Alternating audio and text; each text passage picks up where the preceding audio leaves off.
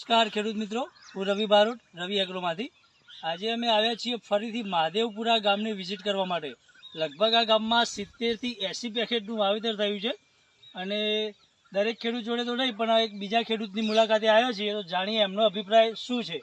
નમસ્કાર, શું નામ આપણું? પટેલ શિવરામભાઈ મણીલાલ. શિવરામભાઈ મણીલાલ. અને કયું બિયારણ વાવ્યું આપણે? વોલીબોલ કપાસ. ક્યાંથી લાવ્યા હતા? રવિ એગ્રોમાંથી. કેવું રિઝલ્ટ કેવું લાગે છે? બહુ સારું. કઈ રીતે સારું લાગે છે? કારણ કે આપણે કપાસ છે, કેરી છે, બધું લીલોસમ, કોઈ રોગ નહીં ને કેરીમાં વધારે છે. કેરીમાં વધારે છે, લીલોસમ. અત્યારના વાતાવરણ અનુસાર કપાસ લોકોના બગડી ગયા છે, પીળા પડી ગયા છે. ઘણો સારો આપણે. અને આપણો જે કપાસ તમે જોઈ શકો છો કે આજુબાજુ ખાલી તમે બતાવો કે આખા ખેતરમાં લગભગ લીલોસમ કપાસ.